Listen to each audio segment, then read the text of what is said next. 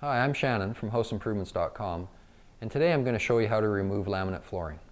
You may have some flooring that's old and outdated that you just want to change out, or you may have some damage even that you need to pull some of the floor up to get a piece out. So it's always nice to have a little bit of insight how it was put down and how to actually get it up without damaging it. So one of the first things you're going to have to do for this job is remove all the trims and baseboards from the area that the flooring is in. This flooring is a floating floor, laminate floor, sorry, is a floating floor. So it's not going to be right tight to the walls, but it is generally going to be underneath the edge of any of the trims that are there. So you're going to have them out of the way in order to actually get the flooring up. So we're going to start with that. I'm just going to drop it down right here and just show you a couple different types of trim that you might have around the edges. So here we've got a transition piece that's transitioning from our laminate floor down to another surface, which in this case is vinyl. And it's simply held down in a little piece of track there. So I'm just going to use my red bar that you see me use all the time. I'm just going to get underneath this edge. And again, if you were trying to save this floor, we aren't in this case, but if you were, you just want to try to carefully pull it up. Once I get it up, I'll show you how it was held down so you have a bit of insight into that. So you can see here it'll either be a metal kind of C-shaped track or U-shaped track. It'll either be metal or plastic. It'll be screwed to the floor. And then your molding will have a groove in it that basically friction fits down into that track. And a lot of these moldings are just MDF covered in a, I don't know, like a wood grain pattern paper. So they're not real durable when you're trying to pry on them. So if you are trying to save it, just be careful, work it along. Don't just reef it at one end or you're probably going to snap it off. So that's one type of molding you might see. Obviously here's another one. You've got a shoe mold here, or a quarter round, up against in this case the back of the kitchen cabinets, just to hide the space that has to be left behind. So again, depending on how they've nailed it down, you just want to carefully get in with your bar. Pry it along in a few places. I can see the brad nails here, so I kind of have an idea what angle they've nailed it in. So I'm just kind of working it along, and I'll just go all the way along there. And again, we're just being careful, because if you were trying to save this to reuse it again, you just don't want to break it. Go prying on it and break it in half. Okay, so we've got that all out of there. Now you'll see with this type of molding, it was nailed on. Sometimes you might find that they were siliconed or caulked in place. This one was nailed on with a brad nailer. So just for safety's sake, you can just take a pair of pliers, and I'm working on the back side here, squeeze onto the brad nail. Actually, I'll just turn here a little bit. So there's the brad nail right there. I'm just going to grip it with the pliers and just simply rotate the pliers, and it just basically pulls that nail right out from the front side out the back. And you can do that on all those, just so they aren't sticking out and in your way. You don't want to step on them or kneel on them. And then if you went to reuse this, it's almost like a new piece again. You just have to put it in place and nail it back on. Okay, so that's another type you might find. I'm just going to move these so I don't kneel on them. I don't have knee pads on today. So you can see as we've started to take some of this off, you can see the space that was left behind for expansion on laminate floor. You need to have some space there because it is floating.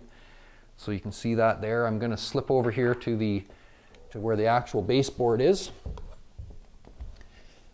and remove it. Now this baseboard is up against a wall that has some wallpaper on it, so there's not too many issues there. But if this was a painted wall, sometimes you'll find that the paint has run down onto the top of the baseboard, or maybe the baseboard and the wall were all painted at the same time. So you'll want to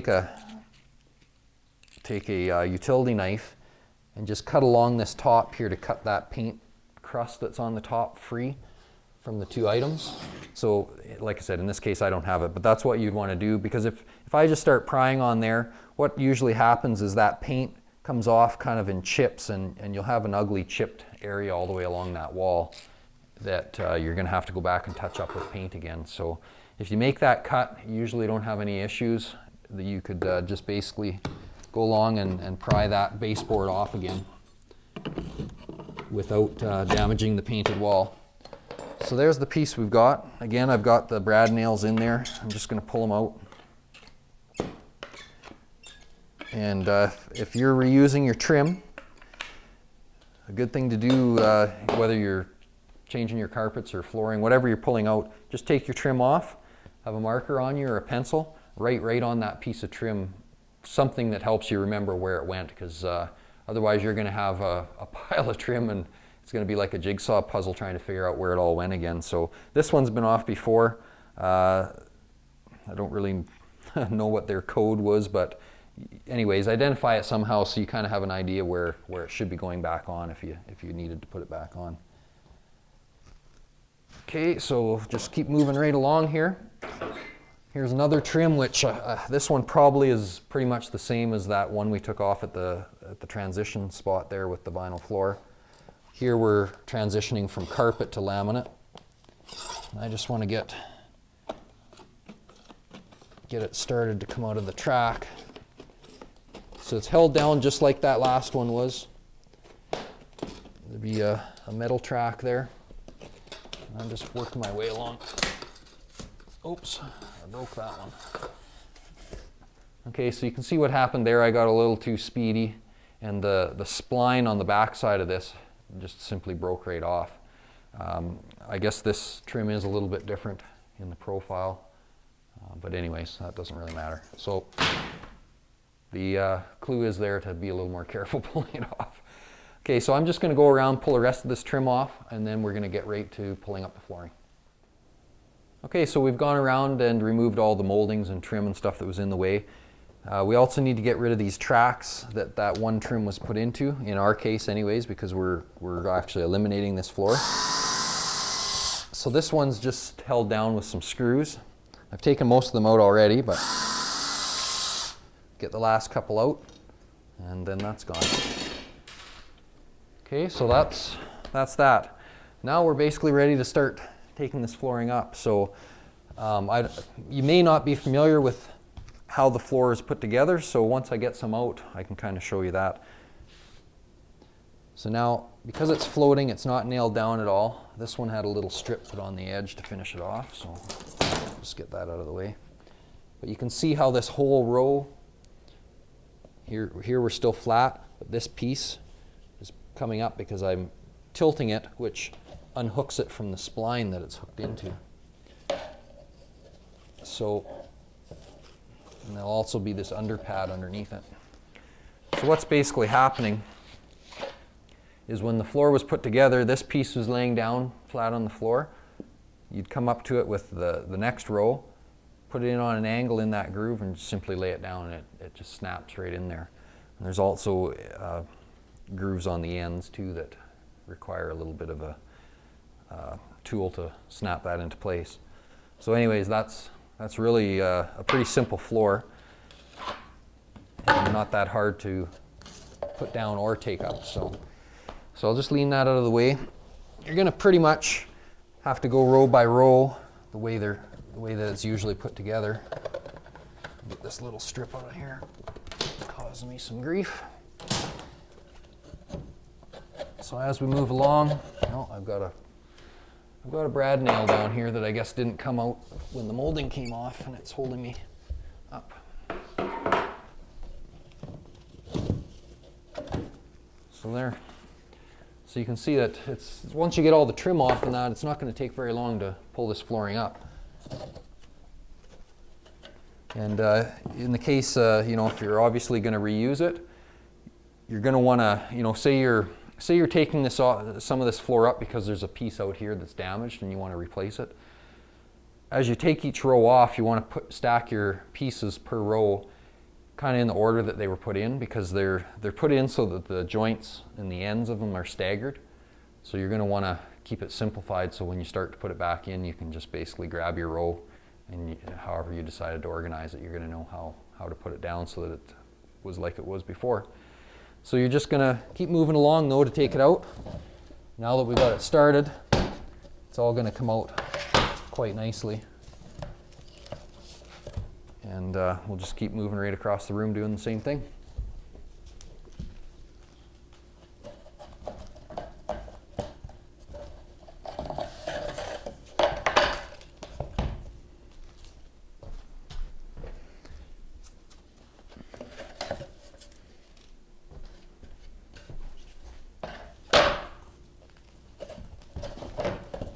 If you are reusing it, try not to walk on this, well, either of these splines. Once they get damaged, it gets hard to put it back together, and if you do get it together, it doesn't stay together very well. Some of the laminates will be different thicknesses. Better quality stuff's, you know, a little thicker, and obviously the lesser quality stuff is usually thinner. You get what you paid for.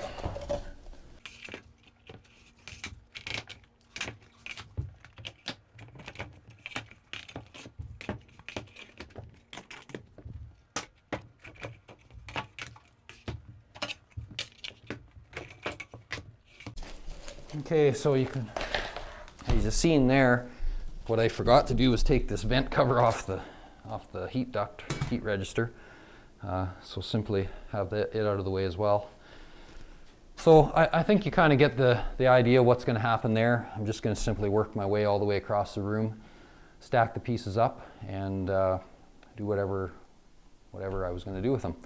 Now the other thing you're going to find is you're going to have this underlay underneath there, and it's usually just this foam of, there's different colors it could be, but it's just a thin foam product. So that shouldn't be stapled down or anything. The seams might be taped. Usually the seams would be, it'd be pulled right over and taped.